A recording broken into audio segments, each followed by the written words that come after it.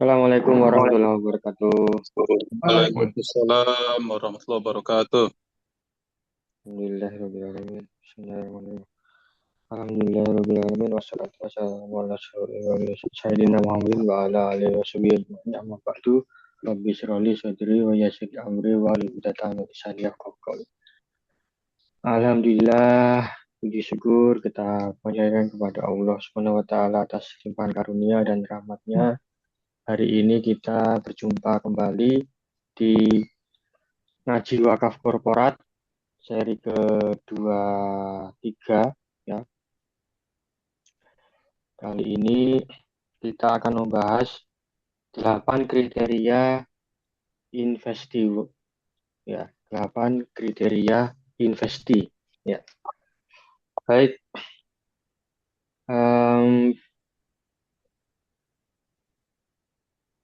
monggo langsung saja Pak Iman. Ini sepertinya sudah ditunggu-tunggu. Bagaimana sih Daudan nggak memberi. Daudan kriterianya? biasanya. Daudan biasanya memberi pengantar. Saudan, di manakah engkau berada? Langsung aja Pak, nggak ada ini. Monggo. Selamat Oke. pagi Pak Pri.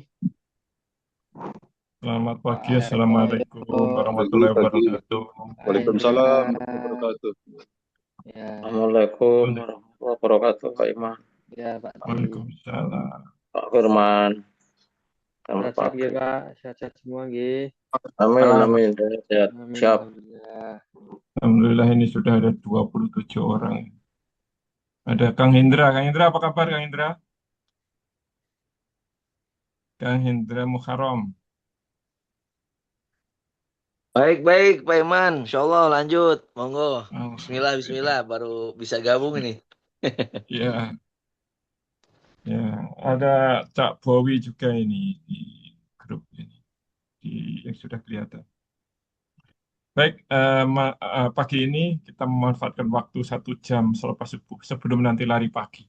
Saya rencana nanti lari pagi ya, untuk membicarakan tentang wakaf. Nah, saya sudah menyiapkan slide, saya tampilkan slide saya. Ya, kalau kita bicara wakaf alias endowment ini memang menurut saya bukan sekedar menarik, tapi ini adalah sebuah hal yang eh, kita nikmati hasilnya secara tidak kan secara langsung sehari-hari kita nikmati, tapi kita belum berkontribusi cukup untuk membesarkannya atau untuk memanfaatkannya secara lebih optimal. Nah, saya memulai ini dengan beberapa berita. Apakah layar sudah kelihatan, Mas Firman? Ya Pak, Sudah, kelihatan. sudah. Oke, jadi ini berita dari Tempo. Penipuan investasi, dua petinggi Cipaganti ditahan. Nah, ini berita beberapa hari yang lalu ya. Jadi di masyarakat kita ini tentang kesadaran investasi itu sudah mulai tumbuh. Tapi selalu ada kasus-kasus investasi bodong yang berakibat duit hilang triliunan. Nah, ini Cipaganti dulu. Kemudian DSI, nah ini 1,41 triliun ini, dana syariah Indonesia. Diterpa masalah dana lender yang tertahan 1,4 triliun, 1,41. Nah, ini juga baru aja ini berita ini adalah Januari 2026. Ini detik ini. Ketidakjelasan investasi di platform Santara ini adalah 2022. Jadi ini peristiwa kayak gini ini terus terjadi dan terjadi lagi. Satu sisi masyarakat sudah mulai sadar investasi, sisi lain ternyata banyak kasus-kasus investasi yang eh, bermasalah. Nah, tapi kalau kita lihat di skala yang lebih besar gitu ya, lebih besar itu perhatikan ini Harvard University. Harvard University itu kalau kita perhatikan pendapatan kampus ya, nah ini pendapatan kampus yang berasal dari hasil investasi endowment fund Itu ya. Itu berkontribusi 37% ini. Endowment fund itu berkontribusi 37%. Kemudian ada yang sifatnya infak ya, donasi langsung itu 19%. Jadi total kontribusi endowment fund dan donasi langsung itu adalah 46%. Bandingkan dengan hasil dari SPP, uang SPP. Nah, itu hanya berkontribusi 22%. Yang sifatnya pendidikan dasar ya, bergelar itu hanya berkontribusi 13% ini di sini nih 13% ini. Sedangkan yang sifatnya adalah pendidikan non degree ya kayak kursus-kursus itu 9%. Nah, kontribusi pemerintah ini hanya ya memberi sponsor juga. Ini pun ini perguruan tinggi swasta ini berbadan hukum perkumpulan kayak Muhammadiyah NU kalau di Indonesia. Nah, pemerintah federal hanya berkontribusi 10%. Dan itu pun bukan kontribusi yang sifatnya pemberian, tapi dibayar dengan riset. Jadi sebenarnya Harvard University ini karena isinya profesor-profesor top ya, orang yang ilmunya bagus, dia risetnya itu laku, udah dibayar oleh itu federal dan sebagainya itu yang membayar jasa risetnya. Sebenarnya rupa sehingga kalau kita perhatikan, ini Harvard University ini investasinya tinggi. Nah, coba saya ambilkan laporan keuangan langsungnya ya, supaya teman-teman bisa melihat. Nah, ini dari keuangan langsungnya yang tadi saya tampilkan. Nah, eh, sedangkan ini operating expenses-nya. Jadi kalau kita perhatikan itu, yang paling besar itu dipakai untuk ini, salary wage ini, itu 41% gaji ini. Kalau itu adalah, kalau total ya, totalnya itu 52%. Sehingga tentu saja gajinya dosen dan karyawan Harvard University itu pasti tinggi. Nah, yang menarik adalah gaji tinggi itu tidak menghalangi orang untuk berdonasi. Gaji tinggi tidak menghalangi orang berdonasi. Kita perhatikan ini. Ini eh, laporan keuangannya yang terkonsolidasi. Nah, kita perhatikan total asetnya itu 82 eh, miliar USD. Itu berarti sekitar 1.200 triliun. Yang menarik itu dari 82 itu 67 miliarnya. Jadi 67 per 82 itu berarti lebih dari 80%. Ya, itu adalah berupa aset investasi. Sementara fixed asetnya berupa gedung bangunan ini hanya 9 dari 8 itu hanya sekitar 11%, 12%. Nah, yang menarik adalah eh, bagaimana biaya operasionalnya. Operating expenses-nya itu adalah 6,7 miliar USD. 6,7 miliar itu berarti sekitar 100 triliun. Nah, 100 triliun itu ternyata yang berkontribusi terbesarnya, sebagaimana tadi dalam grafik, adalah berasal dari endowment fund, investasi endowment fund. Nah, makanya ini tidak takut apa namanya, dipersekusi atau diganggu oleh Trump, nggak takut ya. Nah, itu Harvard. Saya lanjutkan slide saya ya. Nah, pertanyaannya adalah kemana dia berinvestasi? Ini laporan lantai bursa dia. Dia punya saham ini di Microsoft, di apa Booking Holding, di Amazon, di Union Pacific, di Meta. Nah, artinya apa? Hari ini saya presentasi pakai PowerPoint itu berarti hari ini saya mendapatkan manfaat dari investasi Harvard University ke Microsoft yang kemudian dengan itu Microsoft itu menjadi perusahaan besar karena kalau kita baca laporan keuangannya Microsoft yang hari ini nilainya lebih dari 50.000 triliun itu kontribusi pendirinya yaitu Bill Gates dan Paul Allen itu hanya sekitar senilai 2 biji laptop. Bill Gates 1 biji laptop, Paul Allen 1 biji laptop. Dan kemudian yang membesarkan Microsoft adalah para investor. Nah, salah satu investornya adalah Harvard Management Company. Itu adalah PT yang didirikan oleh Harvard University untuk mengelola aset-aset dana abadi alias wakaf mereka. Nah, ini yang menarik. Gimana mereka itu memilih perusahaan-perusahaan seperti ini? Kok berani gitu? Kok nggak takut gitu? Kok nggak khawatir hilang?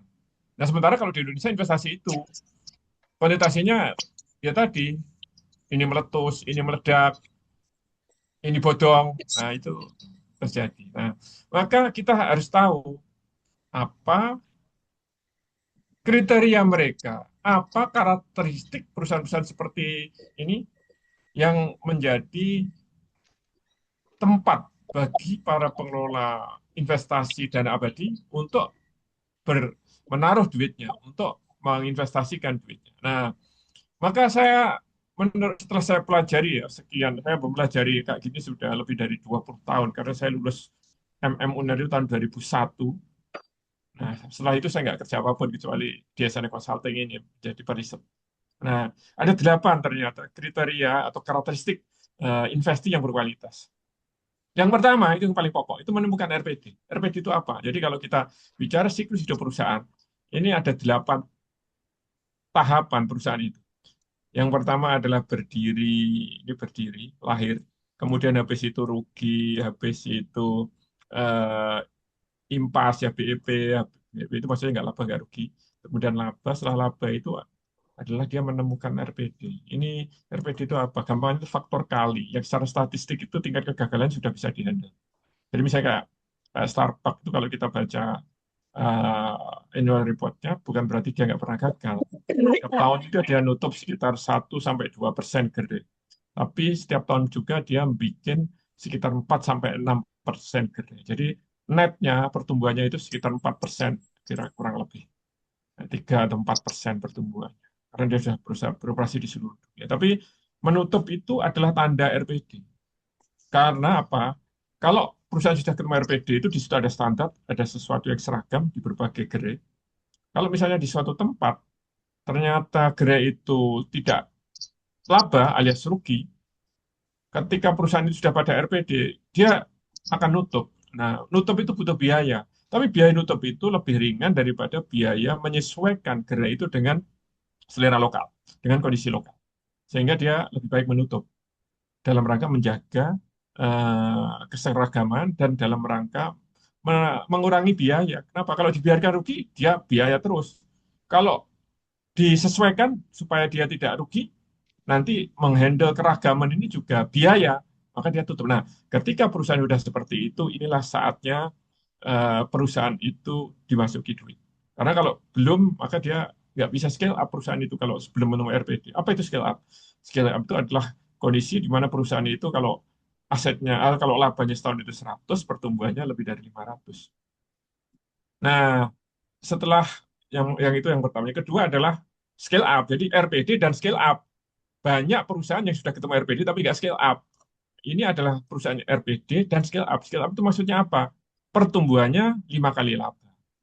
Jadi kalau labanya 100, dia bisa asalnya misalnya semula asetnya 1000 pada awal tahunnya. Kemudian dalam 1 tahun beroperasi labanya 100, pada akhir tahun dia asetnya bisa 1.500. Yang 100 dari laba, ada utang juga mungkin sekitar 100, yang 300 itu dari menerbitkan saham. Nah, ketika seperti itulah perusahaan baru butuh dana wakaf alias endowment fund. Nah, yang nomor 3 adalah dia punya roadmap yang jelas. Kalau perusahaan tidak punya roadmap yang jelas, maka dia nggak cocok untuk kita taruh duit. Nah, roadmap-nya itu seperti apa? Roadmap-nya itu pada dasarnya adalah pelaksanaan dari 8 siklus hidup perusahaan ini. Ini yang penting. Jadi dia punya gambarnya ini kan eksponensial ini. Ada begini nih, ini. Kalau dia nggak bikin roadmap, tidak memiliki rencana jangka panjang yang membuat dia tumbuh eksponensial, ya itu nggak menarik untuk dijadikan tempat berinvestasi. Kemudian yang keempat adalah, nah bukan hanya di situ, nanti dia akan bertransformasi menjadi yang namanya korporasi sejati kayak Microsoft tadi. Microsoft itu salah satu cirinya korporasi sejati itu tidak ada pemegang saham pengendali. Sahamnya Bill Gates sebagai pendiri hanya 1,3%. Paul Allen juga sekitar segitu. Nah, saham Harvard University tadi kecil, nggak sampai 1% juga. Nah, yang banyak adalah eh, sebentar, sahamnya Harvard kita cek ya. Ini bukan, tadi saya sampaikan tadi salah tadi. Ini dia Harvard University itu memiliki saham ini, value-nya. Itu 236 ini adalah satu A-nya. 236 ini nampaknya adalah eh, jutaan ya, 236 juta. Enggak, ya, memang betul, enggak terlalu besar dia value-nya. 236 juta USD. 236 enggak terlalu gede. Jadi persentasenya kecil sekali. Nah, itu nomor nomor 4. Kemudian nomor 5, laporan keuangannya teraudit. Jadi ini nggak mungkin perusahaan kecil. Kalau kecil bayar auditor nggak akan kuat. Jadi kalau resto itu grade-nya di atas 10 sudah. Kalau masih kecil, risikonya terlalu tinggi karena dia nggak mungkin bayar auditor. Nomor 6 skemanya ekuitas, bukan bukan waralaba. Kalau waralaba risikonya terlalu gede. Misalnya ada sebuah perusahaan resto berbadan hukum PT, dia punya 10 gerai, sampai menjadi investor, Nadir menjadi investor, tapi waralaba. Nanti begitu gerai waralaba itu rugi, risikonya sangat tinggi, bahkan Starbucks pun bisa tutup, nah maka duit sampean hilang, duitnya Nadir hilang. Makanya tidak di situ, tempatnya adalah perusahaan tadi menerbitkan saham, dan kemudian si Nadir tadi punya saham kayak Harvard University tadi kan punya saham di Microsoft, punya saham di Meta, dan sebagainya. Kemudian yang ketujuh, dia ada rencana IPO, tapi bukan sekarang. Kapan itu? Yaitu ketika kurang lebih market value-nya sudah 10 triliun. Karena pada pengalaman perusahaan-perusahaan yang masih kecil yang di lantai bursa itu, sampai bursa kemarin gonjang-ganjing itu karena perusahaan sudah terlalu kecil, market value-nya hanya 100 miliar, 200 miliar, 1 triliun masuk ke lantai bursa. Ketika seperti itu, yang bermain adalah para bandar. Nah, dimainkan oleh bandar, perusahaan ya gigit jari. Banyak yang kasus kayak begitu. Makanya rencana perusahaan itu IPO, tapi IPO-nya tidak pada saat masih kecil, yaitu nanti pada saat perusahaan itu sudah sekitar 10 triliun market value-nya, alias labanya sekitar 500 miliar paling tidak. Nah, sebelum itu dia melakukan private placement. Kayak Harvard University juga banyak melakukan private placement, yaitu masuk sebagai saham perusahaan pada saat perusahaan itu belum IPO, pre-IPO. Jadi. Nah, sehingga ketika seperti itu, perusahaan itu terus menerbitkan saham. Tapi ingat, dia harus menghemat dilusi. Jadi sekali menerbitkan saham itu paling 2%, 3% itu bukan langsung 40%. Kayak gitu, itu nggak berhemat dilusi. Kalau gitu biasanya perusahaan itu akan jatuh di tangan para bandar. Karena dia nanti memaksakan diri. Saya kira itu Mas Firman sebagai pengantar diskusi. Mari kita lanjutkan dengan diskusi. Monggo. Baik, Kak Iman. Ya, silakan Bapak Ibu yang mau sampaikan pendapatnya dari 8 karakteristik investasi berkualitas ini. Mungkin ada tanggapan atau ada hal yang perlu dirinci. Saya persilakan. Atau ada yang baru tahu ternyata perusahaan masing-masing sudah pada tahap posisi ini. Atau ada dari kawan-kawan Najir Wakaf yang mau bertanya terkait pengelolaan investasinya. Monggo.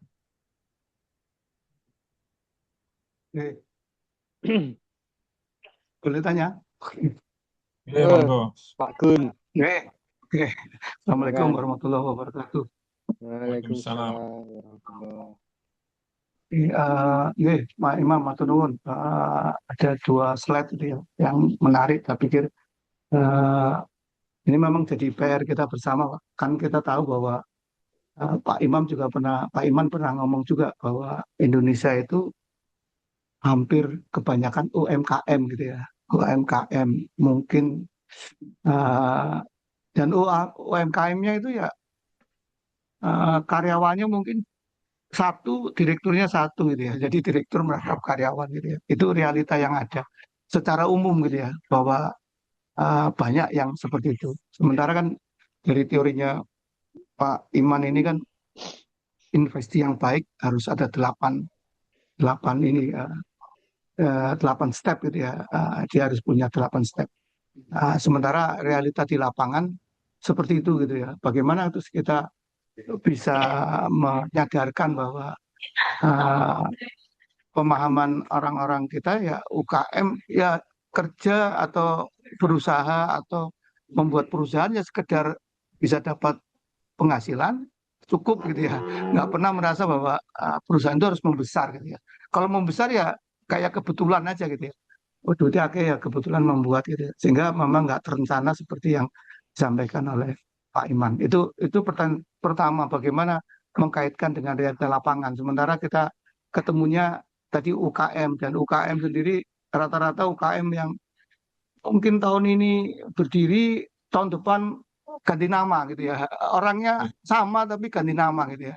Agar dia dapat dapat sumbangan dari pemerintah. Jadi UKM-nya ganti nama aja gitu. Pelakunya itu aja atau anaknya gitu ya, suruh maju gitu. Tapi perusahaannya nggak pernah tumbuh. Nah, karena memang di Indonesia kan objek kemiskinan jadi objek ini ya. Itu yang pertama. Yang kedua, realita kedua adalah ya kita lihat di bursa saham ada 900 sekian perusahaan gitu ya. Ini yang kita mungkin kita bidik gitu ya. Artinya bagaimana kita bisa memilih dari perusahaan yang sana dan realitanya banyak perusahaan yang ternyata tadi dianggap Pak Iman juga ada bodong atau apa gitu ya. Jadi di Indonesia pun banyak yang ipotrep gitu ya. Habis IPO terus dia bangkrut gitu kan. Sekedar dapat uang dari ini kemudian dia bangkrut gitu ya. Ada beberapa yang terjumpai. Nah, kita kan misalkan kita memang punya dana, kan mau nggak mau pilihannya hanya di bursa efek gitu. Karena kalau ke luar negeri kita belum punya gitu kan. Tapi kalau mungkin 1 miliar, 2 miliar mesti nyarinya di dalam. Bagaimana kita bisa memilih di perusahaan mungkin yang go public itu mungkin dari apa SNF konsultan ini memberikan kisi-kisi gitu loh. Oh yang ini mungkin bisa gitu. Sehingga kita pun misalkan punya uang 1 miliar, 2 miliar bisa mengalokasikan dengan tepat gitu ya. Seperti tadi Harvard gitu ya. Harvard eh, naruh di mana-mana ya dia tahu bahwa di Amerika memang pendidikannya seperti itu dan apa perusahaannya dibangun seperti itu. Mungkin itu Pak Iman yang apa realita sama nanti yang di bursa efek. Mudah-mudahan nanti bisa dapat jawaban dari Pak Iman. Matur nuwun. Oke. Jadi memang gini, Cak Gun ya. Jadi eh, mindset masyarakat kita itu adalah makin banyak entrepreneur, itu makin bagus. Itu sebenarnya salah. Jadi di Indonesia itu, angkatan kerja kita itu sekitar 110 juta. Jumlah UMKM menurut statistik, dengan definisi statistik, itu sekitar 60 juta. Jadi entrepreneur kita itu 50%. Itu masalah. Karena apa? Kalau 50% angkatan kerja itu jadi entrepreneur, maka jadi tadi angkatan kerja ini sekitar 110, 120-an juta. Sementara entrepreneurnya 60 juta. Itu artinya apa? Kalau kita ambil acak 100 orang, ambil acak 100 orang, yang 50 itu entrepreneur, yang 50 pegawai. Maka 50 orang yang pegawai tadi bekerja pada entrepreneur itu. Sehingga betul seperti yang saya sampaikan tadi, yang sampean sampaikan tadi, di Indonesia itu satu pengusaha, satu karyawan. Itu statistik. Nah, harusnya diedukasi. Jangan tingkatkan jumlah entrepreneur, tapi turunkan jumlah entrepreneur. Nah, gimana caranya? Kalau orang-orang yang tadi kerja seperti yang sampean gambarkan tadi, diberi pekerjaan di sebuah perusahaan, katakanlah perusahaannya itu sekelas Wardah gitu, digaji 10 juta, pilih mana kira-kira? Ya dia akan pilih kerja di Wardah. Maka lebih baik besarkan aja perusahaan-perusahaan yang ada itu untuk kemudian bisa menyerap tenaga kerja yang banyak. Sehingga kemudian dia menjadi tinggi. Nah, di Barat, ketika korporatisasi itu berjalan, maka semua karyawan itu adalah investor. Jadi nanti dia gajinya 10 juta, tiap bulan bisa investasi 2 juta, 2 juta, saat pensiun dia punya saham di mana-mana juga, akhirnya kayak gitu.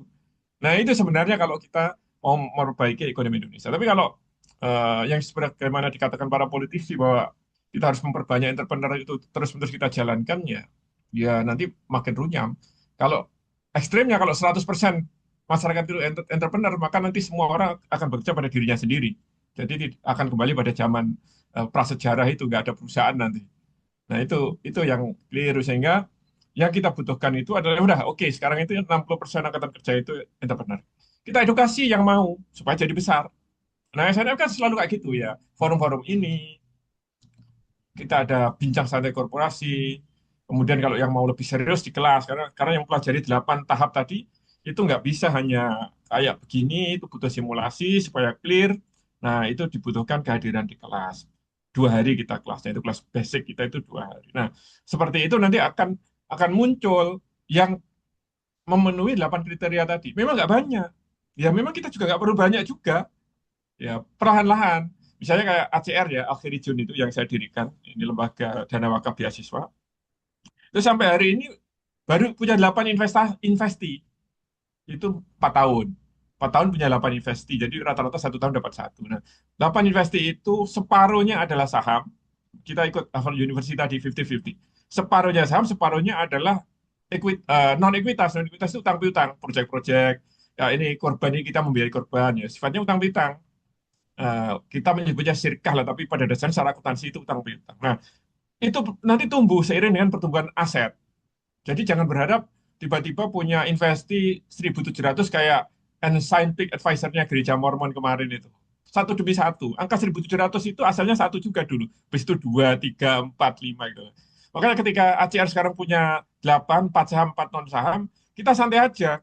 Yang penting tiap bulan ada donasi dari anggota, terus nanti udah kumpul tertentu kita masukkan. Karena Scientific Advisor yang 1.700 investi dulunya juga pernah mencapai angka 8 juga, nggak tiba-tiba 1.700 gitu. Nah, maka itu kalau menurut saya yang kita lakukan. Kita edukasi, dan edukasinya bukan hanya kepada investinya, yaitu yang penerima dana investasi, tapi investornya juga. Karena investornya kalau edukasinya nggak bagus, nanti dia investasi salah, duitnya hilang, terus nanti kapok. Nah itu kalau orang Surabaya nyebutnya kacer gitu. Belum bisa tiba-tiba kena masalah terus kacer nggak jadi mau. Nah itu permasalahan kita. Gitu Cak Gun, boleh crossing lagi.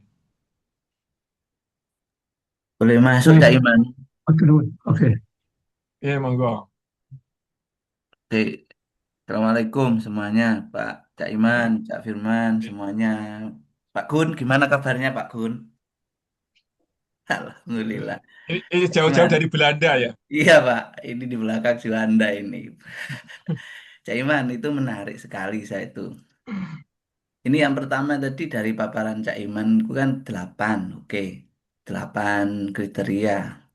Namun dari 8 kriteria itu kan ada beberapa yang saya lihat untuk di Indonesia itu kelihatannya sesuatu yang apa ya, kok sulit ya melihatnya gitu loh untuk mendapatkan hal seperti itu karena kita ketahui sendiri di Indonesia yang mempunyai karakteristik seperti investing company itu hanya Saratoga, dan itu pun Saratoga kalau saya lihat komposisi investasinya pun berbeda Pak Jaiman, dengan HMC, dengan BlackRock ataupun yang kedua, dari beberapa berita itu bahwasanya bangsa kita sudah mempunyai kesadaran untuk berinvestasi. Itu kan sudah bagus. Hanya saja ketika warga ini punya kesadaran investasi, yang terjadi adalah yaitu tadi penyelewengan dana atau yang lainnya.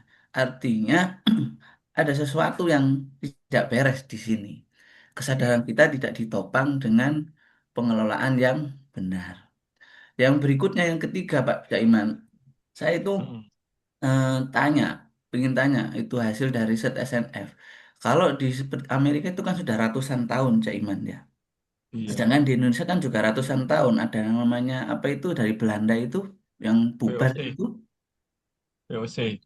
iya VOC itu kan juga corporate. Artinya begini, ada ada yang miss kelihatannya. Dan itu saya melihat dari paparan Bu Sri Mulyani kemarin.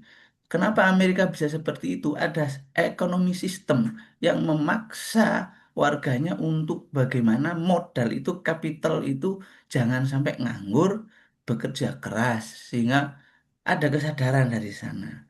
Lah, kalau dengan Indonesia seperti itu, ini kok belum ada apa titik terang, Cak Iman, dari yang seperti yang disampaikan Bu Sri Mulyani itu. Artinya ada sistem ekonomi yang belum mensupport atau mendukung ke sana, sehingga yang terjadi adalah kacrek-kacrek nantinya. Akhirnya ini nanti juga eh, membuat apa namanya Pak ekosistem investasi itu juga apa Pak ya?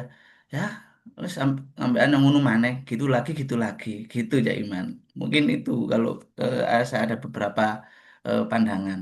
Sementara itu, terima kasih. Ya, Bu Sri Mulyani itu saya kritik. Saya kritiknya apa? Dia waktu ngomong itu tuh dia itu pegang pulpen untuk bikin kebijakan itu. Bukan bikin bikin pulpen, pegang pulpen untuk bikin kebijakan. Tapi beliau tidak menggunakan itu. Nah, kebijakannya apa? Sebenarnya gampang kalau mau mendorong untuk investasi, yaitu melalui kebijakan fiskal. Misalnya ini, kalau perusahaan itu mengalami pertumbuhan sekian persen ekuitasnya melalui agio saham, ini bahasa akuntansi ini, teman-teman untuk belajar ini mesti masuk kelas. Untuk bisa me- kalau kalau perusahaan itu tumbuh ekuitasnya dan pertumbuhannya itu sekian persen berasal dari agio saham, maka pajaknya yang biasanya 22 potong menjadi 18%. Nah, gitu. Kalau begitu, otomatis nanti perusahaannya akan berlomba-lomba menerbitkan saham, akan berlomba-lomba untuk cari investor.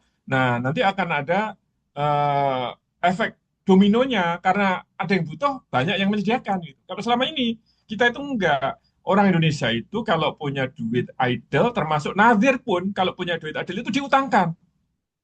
Nah, melalui membeli suku obligasi itu kan ngutangi. Jadi eh, kalau bahasa kasarnya itu kalau orang punya duit itu pengen jadi rentenir. Ya, ada rentenir syariah. Jadi kalau berinvestasi, kalau punya duit jadi rentenir. Nah, kalau butuh duit sebaliknya, para pelaku bisnis, cari rentenir.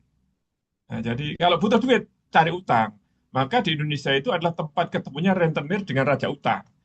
Nah, harusnya ini kalau pemerintah mau diubah menjadi melalui kebijakan supaya kayak di Amerika, kalau Amerika itu ketemunya para investor dengan investi. Orang kalau punya idle money dimasukkan ke BlackRock, BlackRock berinvestasi. Dan kemudian ketika para pelaku bisnis kayak Microsoft dulu zaman tahun 1975 Bill Gates itu pengen butuh duit, dia tidak datang ke bank, datangnya kepada BlackRock, kepada Harvard University, kepada MIT. Ini aku butuh duit untuk ekspansi. Ayo kamu taruh duitmu di sini melalui saham. Nah, itu perannya pemerintah. Lah Bu Sri Mulyani ngomong itu waktu jadi menteri. Begitu sekarang nggak jadi menteri, boleh ngomong gitu lagi. Tapi kalau jadi menteri nggak boleh ngomong gitu. Harus bikin kebijakan kalau menteri itu. Nah, itu salahnya Bu Sri Mulyani. Tapi orangnya kan nggak ikut Zoom, jadi saya nggak bisa dan nggak mungkin jadi menteri lagi. Kecuali nanti presidennya berubah pikiran terus dimasukkan, dijadikan menteri lagi. Nah, Pak Purbaya sekarang. Pak Purbaya juga nggak bikin kebijakan begitu. Dia sendiri jadi investor, tapi dia tidak me, tidak menjadikan kebijakan supaya orang berbondong-bondong berinvestasi. Itu permasalahan kita. Saya kira itu orang Belanda ini. Cak Ali. Enggak Mas Firman, saya kembalikan ke Ya, Mas Firman. Cak Iman, terima kasih.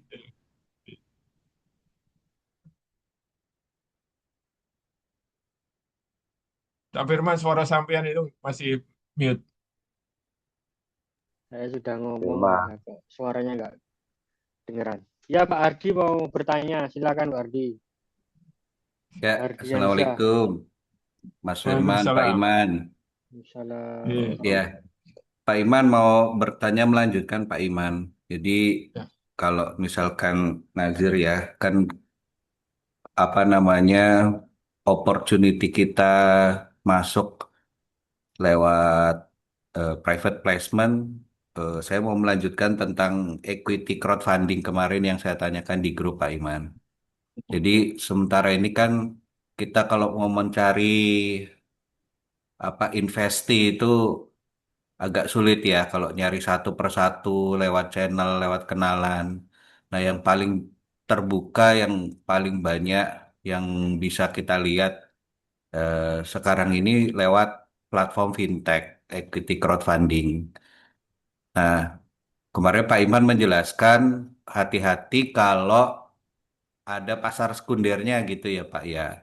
Nah, Iya. ini saya belum mudeng tuh Pak. Maksudnya bukankah kalau ada pasar sekundernya di platform itu kan untuk liquid liquid kita ya, likuiditas kita. Sewaktu-waktu kita pengen keluar bisa bisa lebih mudah gitu ya. Walaupun belum tentu juga ada investor yang mau membeli. Nah, itu pertama maksudnya IPO apa namanya trap yang Pak Iman jelaskan tuh maksudnya gimana? Bukankah malah lebih mudah gitu ya kalau ada pasar sekundernya?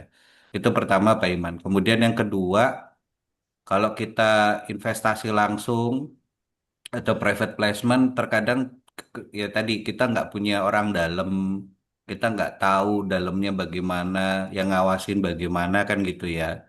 Jadi mungkin harus kenal lebih lebih lama gitu ya, benar-benar kenal dengan direksinya, manajemennya. Nah, sementara ini kalau yang saya lihat di equity crowdfunding juga ya kita lihat manajemen dari platform itu sama dewan pengawasnya gitu ya. Dewan pengawas syariahnya siapa gitu ya. Kalau nggak ada DPS-nya kita juga agak ragu-ragu nih bagaimana apakah mereka mengelola dengan syariah atau enggak atau juga manajemennya ada apa terbuka atau tidak. Nah, itu juga lebih memudahkan kita kalau pakai equity crowdfunding. Kemudian yang saya lihat yang ketiga tadi kan Pak Iman eh, untuk model entry-nya antara sukuk dengan saham ya, yang berbasis hutang dengan ekuitas lebih prefer yang ekuitas. Namun kalau saya lihat pendanaan yang banyak di equity crowdfunding itu justru lebih banyak sukuknya Pak, gitu yang berbasis hutang. Kenapa? Karena mereka menghindari risiko. Kebanyakan para investor itu mencari yang apa resiko gitu ya, apa resikonya lebih rendah ketimbang yang eh, apa ekuitas atau saham gitu ya. Kan kalau saham kan memang dia jangka panjang seperti private placement. Tapi kalau sukuk, kalau ada apa-apa mereka ada apa namanya ya risikonya rendah lah gitu Pak Iman. Jadi ada tiga Pak Iman. Yang pertama Hmm. tadi IP trap, kemudian pengawasan di dalam kita nggak kenal orang-orangnya itu bagaimana manajemennya sama tentu Dewan Pengawas Syariah kalau ada. Dan yang ketiga adalah model entry-nya Pak Iman. Itu dulu Pak Iman. Terima kasih. Terima kasih Pak Ardiansyah. Jadi eh, ini kita bicara tentang siklus hidup perusahaan ya. Jadi setelah perusahaan itu menemukan RPD, RPD itu gampangnya faktor kali, tapi kalau kita mau perdalam itu sebenarnya statistik.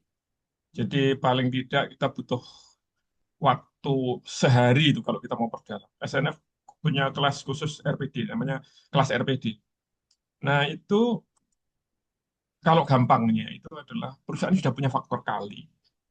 Perusahaan itu sudah punya tingkat kegagalan. Jadi begini, kalau kalau misalnya sebuah restoran, dia punya 10 gerai gitu. Saya suka ngomong restoran yang paling gampang. Ketika ditanya, bagaimana tingkat kegagalanmu? Oh, kami ini seluruhnya sukses. Nah, kalau dia jawab gitu, itu berarti dia belum RPD. Kalau seluruhnya sukses itu artinya apa? Dia masih menyesuaikan masing-masing gerai itu dengan kondisi pasar setempat. Jadi 10 itu nggak seragam. Ini menu Jawa Timuran, ini Jawa Tengahan, ini Sunda. Nah, kalau kayak gitu, itu belum siap untuk ditanam itu. Nah, yang sudah siap itu seperti tadi saya gambarkan Starbucks. Kalau ditanya berapa tingkat kegagalanmu? Oh, kami setiap tahun itu nutup sekian 1,2% grade. Nah, itu artinya apa? Dia sudah seragam. Kalau nggak seragam ditutup. Nah, kayak gitu itu yang disebut RPD. Kalau seperti itu maka siap. Nah, maka pertanyaannya adalah itu kan butuh butuh waktu. Ya memang bisnis itu sampai kiamat nggak dibatasi waktu. Gitu. Yang penting pertumbuhannya itu jalan. Nah, eh, yang tadi tentang kalau masih kecil, kalau dimasukkan kepada equity crowdfunding, equity crowdfunding kayak Santara, kayak DSI itu kan sebenarnya lantai bursa juga, tapi lantai bursa mini. Nah, maka pertanyaannya begini, ketika muncul lantai bursa mini, berarti kan ada secondary market. Secondary market itu begini, misalnya tahun ini, perusahaan itu dia menerbitkan saham senilai satu lembar saham itu katakanlah misalnya 50 juta misalnya, satu lembar saham 50 juta. Nah, harusnya duit hasil penerbitan saham tahun ini dipakai untuk bikin gerai kalau resto. Dan kemudian setelah bikin semua hasilnya bagus, tahun depan terbitkan saham lagi. Nah, harusnya berapa? Supaya menguntungkan karena jumlah gerai sudah lebih banyak, omsetnya lebih tinggi dan sebagainya, harusnya harganya di atas 50. Misalnya katakanlah 70 juta misalnya gitu. Tawarkan 70 juta kepada para investor. Nah, kalau itu dilakukan di lantai bursa, baik yang sifatnya crowdfunding, lantai bursa mini maupun BI, Yang tahun lalu kita lepas dengan harga 50, hari ini harganya nggak bisa kita kontrol. Misalnya harganya tinggal 40 misalnya begitu, dan banyak kayak gitu. Begitu harganya 40 tadi kita, menurut hitungan valuasi harusnya kita terbitkan dengan harga 70, tapi di pasar realitasnya hanya 40. Ditawarkan 70 nggak laku. Kenapa kok nggak laku? Orang calon investor mengatakan, lu itu di pasar harganya 40 kok kamu tawarkan 70. Nah, maka perusahaan akan tercekik di situ. Dia nggak bisa lagi menerbitkan saham. Padahal kinerjanya bagus, misalnya. Kinerjanya bagus, sehingga kalau divaluasi jadi 70. Nah, kalau diterbitkan ini kan 40, investor existing akan protes loh. Tahun lalu itu saya bayar 50 kok, sekarang 40, saya rugi nanti. Bukan muncul agio saham, tapi disagio saham. Padahal harusnya agio saham. Nah, itu masalahnya. Tadi kita sebut-sebut agio saham itu selisih antara nilai nominal dengan nilai jual pasar saham di pasar. Ini dengan nilai pasar. Itu yang terjadi di lantai bursa kita. Banyak perusahaan-perusahaan yang tercekik kena apa namanya IPO trap yang kemarin rame-rame itu karena seperti itu, terlalu kecil sudah masuk lantai bursa. Ini ada pertanyaan di chatting juga. Ya kalau kita pengen menghindari supaya saham itu tidak dipermainkan oleh para bandar, ya nilainya harus tinggi. Kalau tinggi, kalau besar bandar nggak mau memainkan yang besar dan kuat, duitnya nggak cukup. Berapa itu yang disebut besar? Kalau di lantai bursa Jakarta paling tidak itu sekitar 10 triliun market value-nya. Nanti saya sampaikan tadi. Kalau di bawah itu nanti akan dimainkan lantai. Nah, kalau di Santara, di DS itu bukan 10 triliun, itu baru sekian miliar sudah masuk situ. Oh, itu mudah sekali dimainkan oleh para bandar. Ketika ada secondary market itu bandarnya yang masuk, masalahnya di situ. Nah, kapan perusahaan itu aman dari para bandar? Kalau nilainya sudah cukup gede. Yaitu kalau di lantai bursa Indonesia paling tidak 10 triliun itu. Nah, tadi tentang berapa persen yang akan jadi equity, berapa persen yang jadi non-equity ya, berupa suku dan deposito sejenisnya, itu tiap investor berbeda-beda preferensinya. Kalau MIT itu 70% equity, sekitar 30% yang suku sejenisnya. Kalau Alpha University 50-50, 50% equity, 50% non-equity. ACR tadi Alkhirijun ikut Alpha University. Kalau Saratoga 100% equity. Nah, itu tergantung. Nah, ada persepsi bahwa, oh kalau suku itu aman, kalau obligasi itu aman.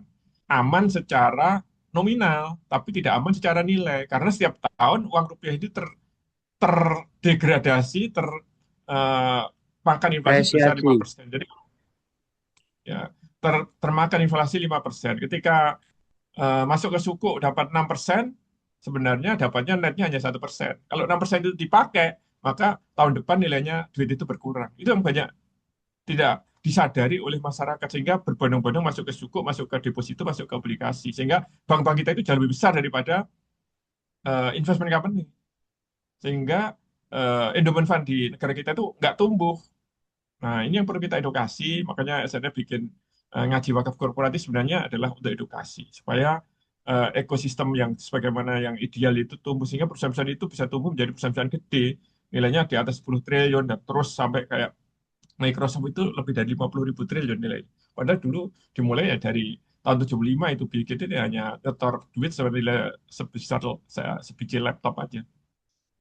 Kemudian yang tadi, bagaimana tata kelola? Ya audit tadi. Kalau nggak diaudit tadi, eh, karakteristik tadi kan nomor 5 itu teraudit.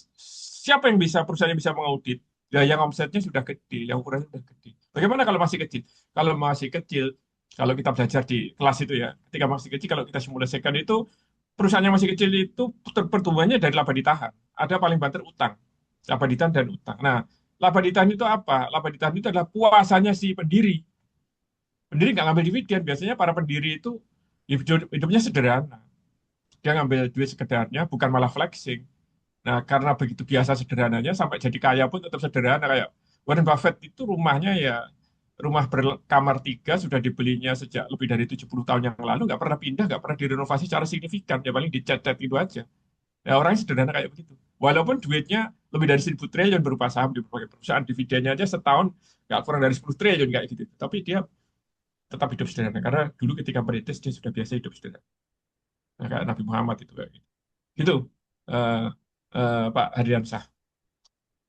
Ya, sedikit lagi Pak Iman. Jadi kalau kita di equity crowdfunding tuh kan memang kalau taruh kita buka kayak platform Syafiq gitu ya Pak ya, bukan Satara. Memang dia ada pasar sekundernya Pak, tapi memang tidak wajib para apa namanya investi itu mencatatkan di situ.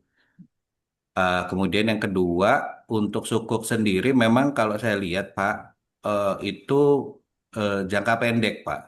Ada yang 4 bulan, kebanyakan maksimum tenornya 1 tahun, karena memang mereka untuk based on project ya.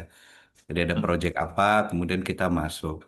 Nah, maksud saya bukan enaknya, maksudnya kalau kita menunggu kenal satu perusahaan lama kan berarti kita sebenarnya eh, tidak put all your egg in one basket gitu.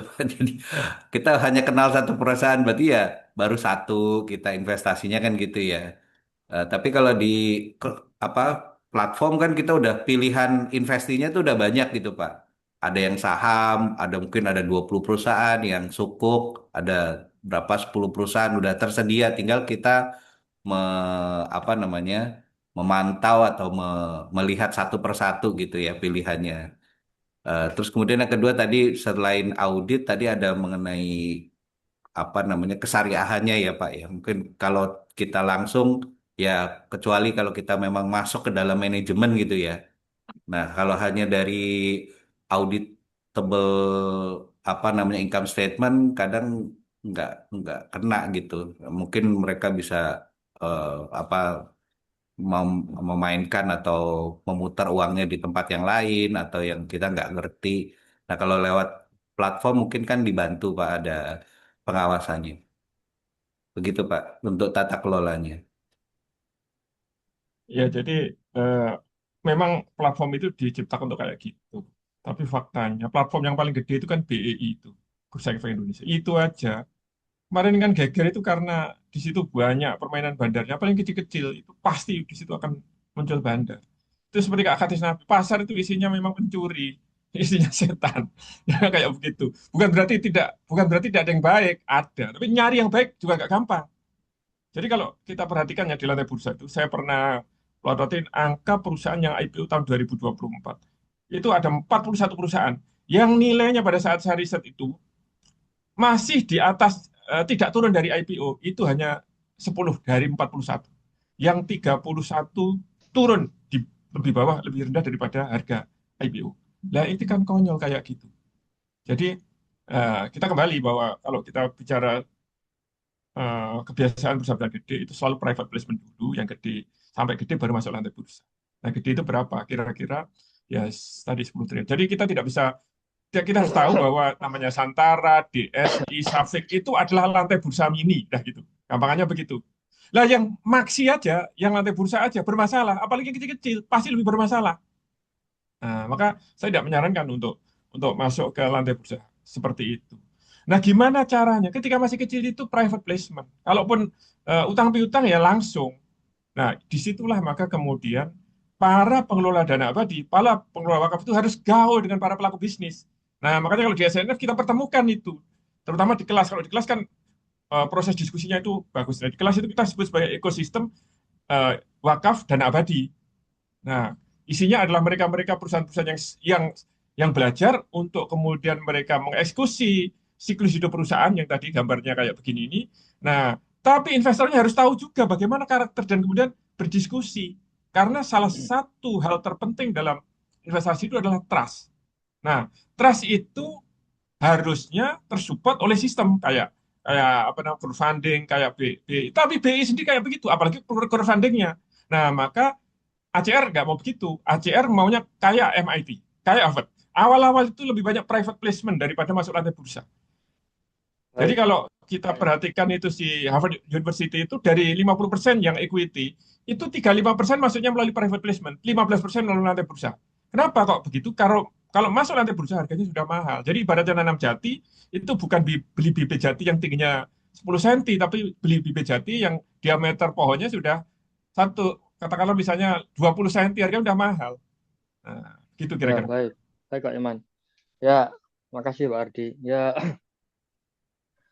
ini kita beri kesempatan kepada Pak Hendra Muharram ya. Beliau ini mau memperkenalkan diri. Ini salah satu alumni kelas kita dan juga sudah melakukan investment company. Beliau juga eh, pernah di Nazir Wakaf juga, namanya Mucinesia perusahaannya. Mungkin bisa spill-spill dikit Pak Indra, bagaimana progres saat ini, sudah sejauh mana investi yang sudah diperoleh, kemudian portofolionya seperti apa. Silakan Pak Indra. Baik, izin nggak buka Perkenalan video aja, nih, perkenalan aja. Cak Firman. Iya, iya. Nih voice aja. Saya Ya, habis meeting kemarin malam jadi di kamar belum ngapa-ngapain habis sholat jadi kawasan jadi ya. tidak enak. Baik, terima kasih Sehat-sehat ya. teman-teman. Mas Iman, apa kabar Pak Mas Firman? Baik, Kalau bicara alhamdulillah. tadi pernah jadi nazir, masih jadi nazir, Pak. Oh, iya, Jadi siap. masih. Kemarin kita baru saja daurah wakaf dengan di komunitas Al-Fatih itu kita sampai diperdalam Caiman. Jadi memang saya sampaikan kemarin ke tim Kiai bahwa teman-teman yang semangat mendalami wakaf korporat ini kalau tersentuh ilmu wakafnya dahsyat sekali saya bilang. Karena memang Pak Iman kan fokus di manajemennya ya, di riset-riset apa namanya berbasis korporasi yang terbangun 200 tahun di Amerika lah. Kiai itu membangun literasinya dari akad-akad wakaf Kuwait. Dia ada Sulaiman Ar-Rajhi, ada Habib Bugak yang punya rumah. Kemarin orang Aceh itu 4.000 orang dapat 9 juta Pak dari wakaf produktifnya Habib Bugak Aceh. Artinya akad-akad wakaf itu abadi ratusan tahun ada gitu. Artinya kalau bicara saya tadi menyimak harfa segala macam, Islam tuh punya literasi yang luar biasa sebetulnya gitu. Hanya saja memang terkubur. Hari ini faktanya mindset kita tentang wakaf ini ya hanya selembar. Padahal akad wakafnya keluarga Sulaiman Ar-Rajhi, kemudian yang ada di Kuwait itu berlembar-lembar buku, ada yang 300 halaman. Itu akad wakaf. Ya artinya sampai sedetail itu dan memang terjaga. Sampai ada literasi bahwa ya Habib Bugak ini kan mauquf alaih dan wakafnya konon Indonesia ingin mengambil alih nggak bisa. Karena Indonesia kapan adanya bahkan akad wakaf itu 200 tahun yang lalu gitu. Jadi artinya memang nggak kuat. Kodinya Arab Saudi nggak mengizinkan Indonesia mengambil alih harta wakaf itu. Ya itunya bahwa wakaf itu sendiri ini kan kata saya selalu ya dengan Caiman berdiskusi bahwa saya yakin ini akan membesar suatu saat. Kenapa? Karena korporasi yang hari ini bertahan 200 tahun ketika wakaf itu dihidupkan kembali itu menghidupkan macan hidup, macan apa ya, macan tidur gitu. Sampai saya cerita di grup itu bahwa ya bukan hanya rugi, saya bilang hilang. Wah, harta wakaf itu bisa hilang.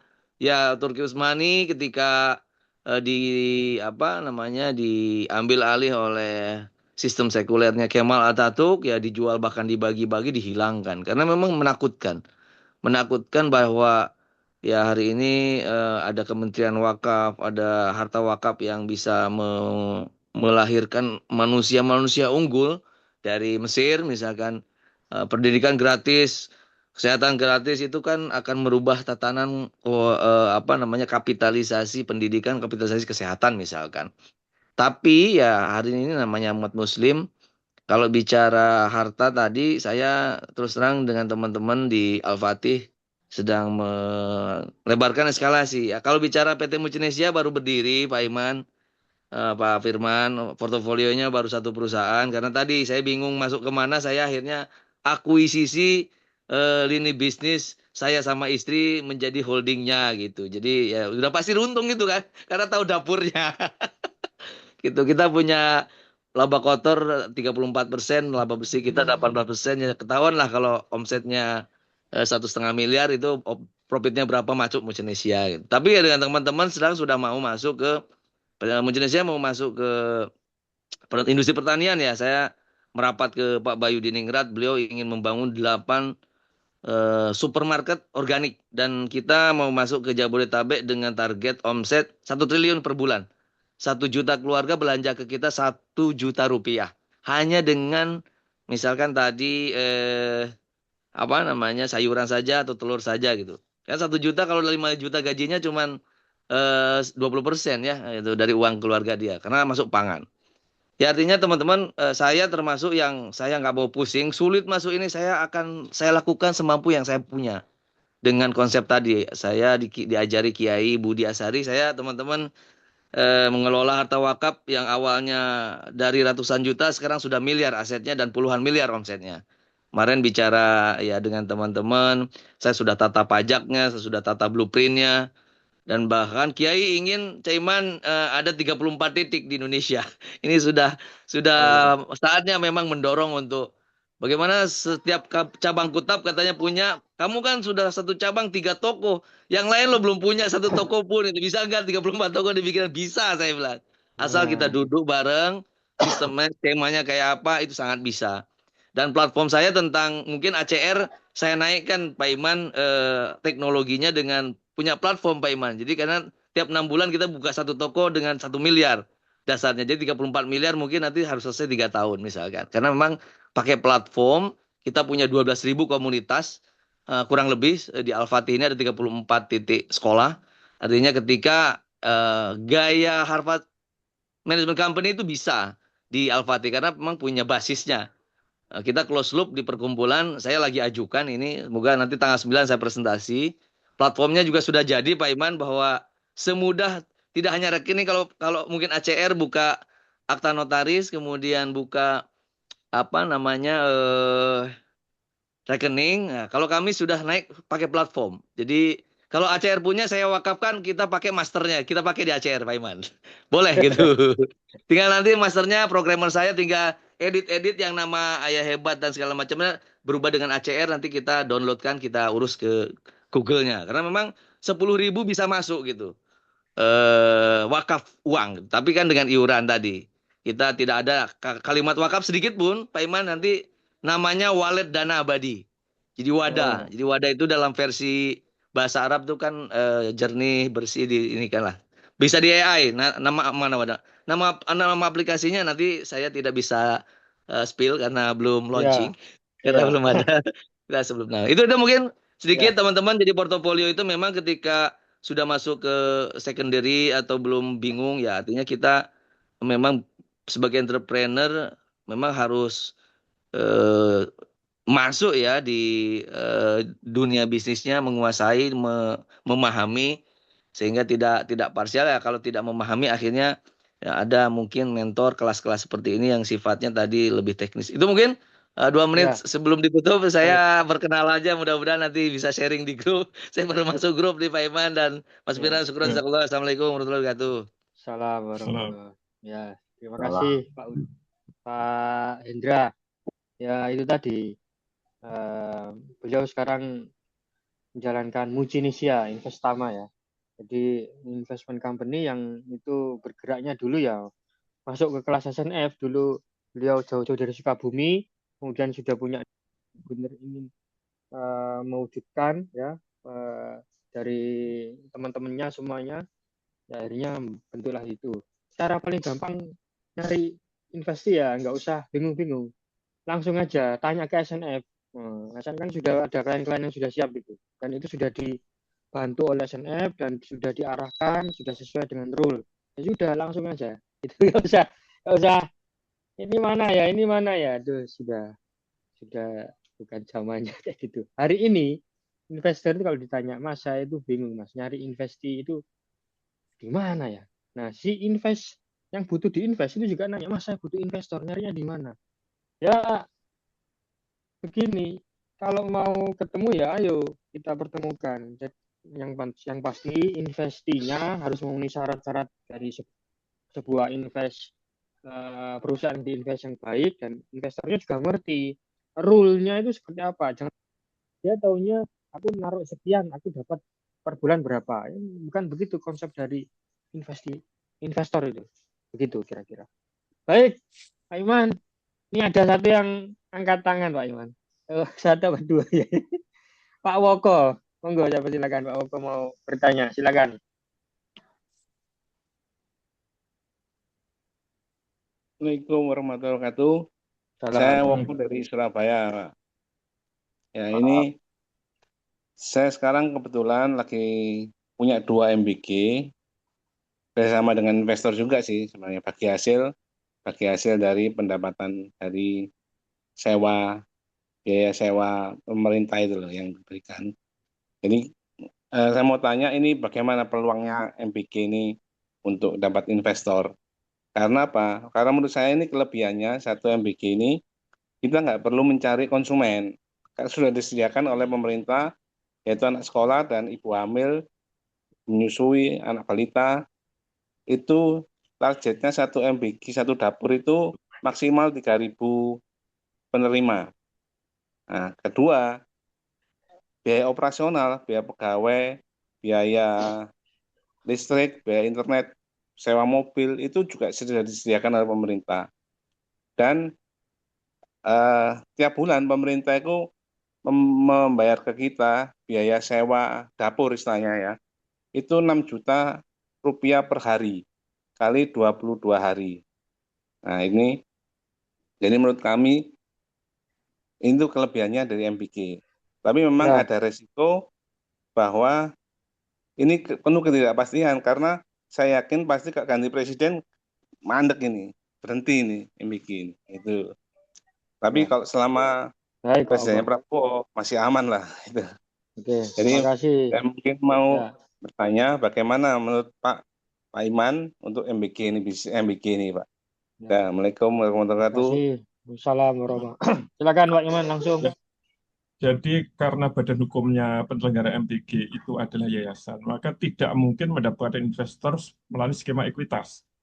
Satu-satunya kemungkinan adalah skemanya utang piutang atau sewa menyewa, yang jelas non ekuitas. Nah, kalau seperti itu, bagi si investor itu satu risikonya tadi kalau tutup ya nggak tahu bayarnya bagaimana. Yang kedua adalah kemakan inflasi. Jadi ya boleh memang berinvestasi ke MBG, tapi harus tahu risikonya tadi. Ya mudah-mudahan Pak Prabowo panjang umur, tidak sakit gitu. Nah, kalau sampai kayak begitu nanti kena risiko yang cukup besar. Sehingga maka kalaupun investor itu mau ke MBG, ya skemanya adalah skema non ekuitas, tadi bisa sewa menyewa, utang piutang atau sejenisnya, atau pembiayaan bahan baku. Nah, tapi kalau kita belajar dari benchmarknya lembaga-lembaga pengelola dana abadi, pengelola dana wakaf itu masuk ke situ itu tidak boleh lebih dari 50%. Itu pun tidak boleh ditaruh di satu tempat. Jadi prinsipnya investor itu kita harus tahu kalau katakanlah misalnya ACR lah, investasi melalui MBG. Kita harus tahu kalau seandainya MBG tutup, ACR nggak keganggu. Nah, berarti harus berada pada angka yang kecil, sebenarnya rupa, sehingga kalau hilang itu ya wes hilang gitu aja. Nah, itu cara sebuah perusahaan investasi menyelamatkan diri, tidak boleh taruh telur pada satu keranjang. Maka investinya banyak. Nah, ini sekaligus menjawab tadi Pak Ardiansyah. Nggak mungkin kayak ACR itu menempatkan komisaris atau direktur di semua investasi, karena investasinya di tempat yang banyak. Sehingga kita hanya mengandalkan trust dan tadi 8 kriteria itu tadi yang kita jaga. Kalau 8 kriteria itu dapat, ya kalaupun ada risiko hilang, kita juga nggak apa-apa karena kita sudah ngitung kalau salah satu investasi itu hilang, ACR nggak keganggu atau perusahaan investasinya atau dana abadinya nggak keganggu. Saya kira itu waktu kita habis, kembalikan ke Mas Firman. Ya, baik. Terima kasih Bapak Ibu semua yang telah hadir hari ini, pagi ini. Dari kita sudah selesai ya, waktunya sudah habis, sudah 6.34. Ini waktunya bagi yang anak-anak yang punya anak kecil, orang tua punya anak kecil, biasanya waktunya ternak antar anak, ya, sekolah dan lain sebagainya. Ya, itu tadi ya. Jadi tadi seperti yang saya bilang bahwa hari ini investor itu, kami kan juga punya komunitas investor. Ya banyak tanya, Mas, aku ini cari investi itu susah, Mas. Gimana? Makanya ini dalam rangka mempertemukan investor dan investi ini, kami ini kan produksi terus. Kelas-kelas ini untuk mengumpulkan para investi yang cocok, kami juga mencari mana investi yang sudah, kita ini kan sudah siap ini, yang kliennya sudah diarahkan, nah tinggal masukkan investi. Kemudian cari lagi investi yang baru. Kamu juga cari ini. Makanya kita ada kelas itu, maka kita undang para mereka yang memang benar-benar niat ingin menjadi korporasi sesuai dengan rule-nya tadi Pak Iman. Nah, silakan nanti masuk di kelas Jakarta tanggal 7 sampai 8 Mei atau Surabaya 25 sampai 26 Mei ya. Di Jogja juga ada tanggal 4 sampai 5 Juni ya. Ya. Kami juga ada artikel-artikel bisnis yang bisa Anda simak ya, di korporatisasi.com. Kemudian kami sebarkan melalui grup-grup WA yang sudah kita jalankan, grup WA, grup Telegram, ya, ada Instagram juga, Anda bisa simak di situ. tentang program-program edukasi kami. Insya Allah doakan semuanya sehat-sehat semuanya. Saya doakan semuanya agar kita bisa berkolaborasi lebih bermanfaat dengan umat ya, sesuai dengan kita mengembangkan investasi berdasarkan wakaf korporat ini. Saya kira itu dari kami. Kurang lebihnya mohon maaf. Saya tutup. Selamat pagi, selamat berjumpa kembali di episode mendatang. Bila taufiq wal hidayah. Subhanakallahumma wa bihamdika asyhadu an la ilaha illa anta astaghfiruka wa atubu ilaik. Assalamualaikum warahmatullahi wabarakatuh. Terima kasih semua. Waalaikumsalam. Waalaikumsalam warahmatullahi Terima wabarakatuh. Terima kasih dan Coiman. Assalamualaikum. Assalamualaikum. Waalaikumsalam warahmatullahi wabarakatuh. Mari.